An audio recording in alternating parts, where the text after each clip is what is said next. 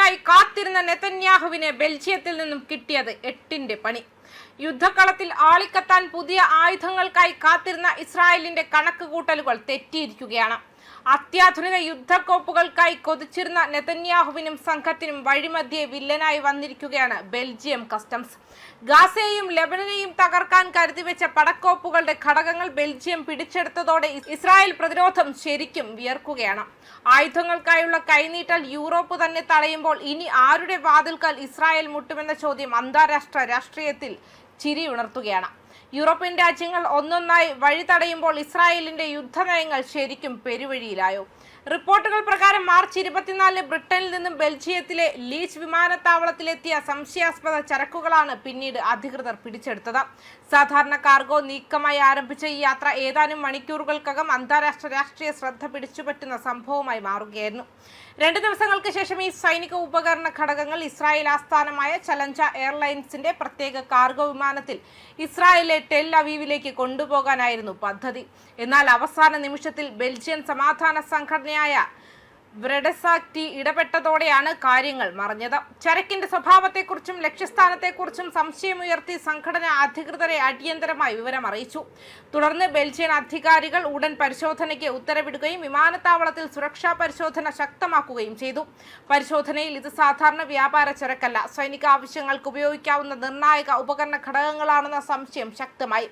ഇതോടെ ഇസ്രായേലിലേക്ക് പോകാനിരുന്ന ചരക്ക് തടഞ്ഞുവെക്കപ്പെട്ടു. യൂറോപ്പിൽ നിന്നും മിഡിൽ ഈസ്റ്റിലേക്കുള്ള ആയുധ വിതരണ പാത നടന്ന ഈ അപ്രതീക്ഷിത ഇടപെടൽ യുദ്ധത്തെ ചുറ്റിപ്പറ്റിയ അന്താരാഷ്ട്ര സമ്മർദ്ദം എത്രത്തോളം ശക്തമാണെന്നതിന്റെ പുതിയ തെളിവായാണ് കാണപ്പെടുന്നത്.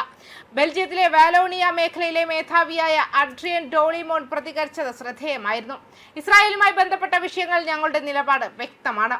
യുദ്ധത്തിൽ ഉൾപ്പെട്ടിരിക്കുന്ന കക്ഷികളുടെ സൈനിക ശേഷി വർദ്ധിപ്പിക്കുന്ന ഉപകരണങ്ങൾക്ക് ഞങ്ങൾ ലൈസൻസ് നൽകുന്നില്ല എന്നായിരുന്നു അദ്ദേഹത്തിന്റെ പ്രതികരണം.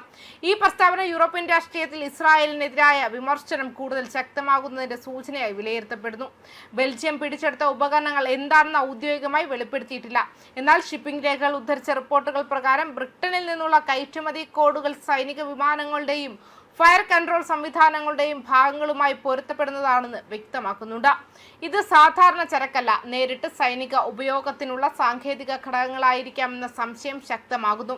ഇസ്രായേലിനുള്ള പിന്തുണ തുടരണോ അതോ യുദ്ധം അവസാനിപ്പിക്കാൻ സമ്മർദ്ദം ശക്തമാക്കണോ എന്ന നിർണായക ചോദ്യത്തിന് മുന്നിലാണ് യൂറോപ്യൻ രാജ്യങ്ങൾ ഇപ്പോൾ നിൽക്കുന്നത്. ബെൽജിയത്തിന്റെ നടപടി അതിൽ പുതിയ ഒരു രേഖ വരച്ചിരിക്കുകയാണ്. ഇത് മറ്റു രാജ്യങ്ങൾക്കും സമാന നടപടികൾക്ക് പ്രചോദനമാകുമെങ്കിലും മിഡിൽ ഈസ്റ്റിലെ യുദ്ധത്തിന്റെ ഗതിയിലും വലിയ മാറ്റങ്ങൾ ഉണ്ടാകും. ആയുധ വിതരണം മന്ദഗതിയിലാകുന്നത് സൈനിക തന്ത്രങ്ങളെ ബാധിക്കാം. അതേസമയം നയതന്ത്ര ചർച്ചകൾക്ക് കൂടുതൽ വാതിൽ തുറക്കാനും ഇടയാക്കാം. യുദ്ധഭൂമിയിൽ പൊട്ടുന്ന ബോംബുകൾ ലോകം കേൾക്കും. എന്നാൽ യൂറോപ്യൻ വിമാനത്താവളത്തിൽ നിശബ്ദമായി തടഞ്ഞുവെച്ച ഈ ചരക്ക് അതിനേക്കാൾ വലിയൊരു രാഷ്ട്രീയ സന്ദേശമാണ് ലോകത്തോട് പറഞ്ഞിരിക്കുന്നത്. ഇനി യുദ്ധം വെറും അതിർത്തികളിൽ മാത്രമല്ല, അന്താരാഷ്ട്ര നിയമങ്ങളിലും വ്യാപാര ബന്ധങ്ങളിലും മനുഷ്യാവകാശ വേദികളിലും ഒരേ സമയം നടക്കുകയാണ്. ആ പോരാട്ടത്തിൽ ബെൽജിയത്തിന്റെ ഈ നീക്കം ഒരു ചെറിയ വാർത്തയല്ല, വരാനിരിക്കുന്ന വലിയ മാറ്റങ്ങളുടെ മുന്നറിയിപ്പായി ചരിത്രത്തിൽ രേഖപ്പെടാനിടയുള്ള സംഭവമാണ്. ന്യൂസ് ഡെസ്ക് കർമ്മ ന്യൂസ്.